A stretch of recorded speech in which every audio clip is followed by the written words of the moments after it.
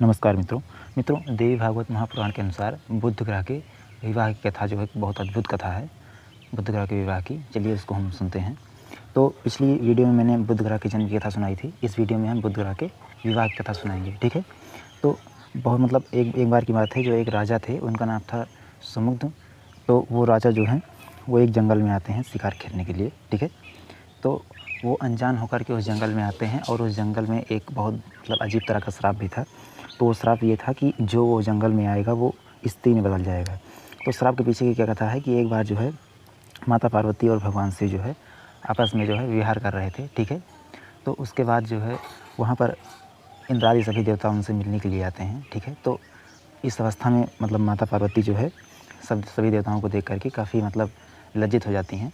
तो भगवान शिव जो है उन सभी देवताओं के जाने के बाद श्राप देते हैं कि जो भी उस जंगल में आएगा, खासकर पुरुष आएगा, वो स्त्री में बदल जाएगा, ठीक है।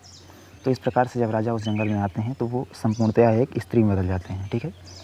उसके पश्चात ये होता है कि काफ़ी दिन तक राजा उस जंगल में इधर उधर भटकते रहते हैं और वो उनकी हिम्मत नहीं होती है अपने राज्य में वापस जाने के लिए। मैं जाकर के सबको क्या बताऊँगा कि किस मेरे साथ क्या हुआ है।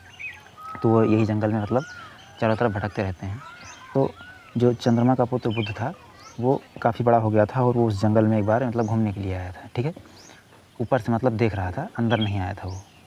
तो उसके बाद जो है उसकी नज़र उस स्त्री पे पड़ती है। तो जो राजा स्त्री बन गए थे उसी पर उसकी नज़र जो है पड़ती है। तो उसको देखकर बुध जो है मोहित हो जाते हैं और उसके प्रति अपना विवाह का प्रस्ताव रखते हैं। और क्योंकि वो स्त्री भी राजा भी सोचते थे कि इस रूप में मैं क्या करूँगा, इसलिए उन्होंने विवाह के लिए हाँ कर दिया। तो बुध से और जो राजा स्त्री बन गए थे उन दोनों से विवाह हो जाता है।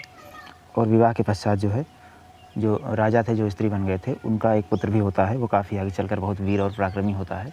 तो ये है बुध ग्रह के विवाह की अद्भुत कथा, जो काफ़ी विचित्र है। और ये कथा आपको देवी भागवत महापुराण में मिल जाएगी, ठीक है। धन्यवाद।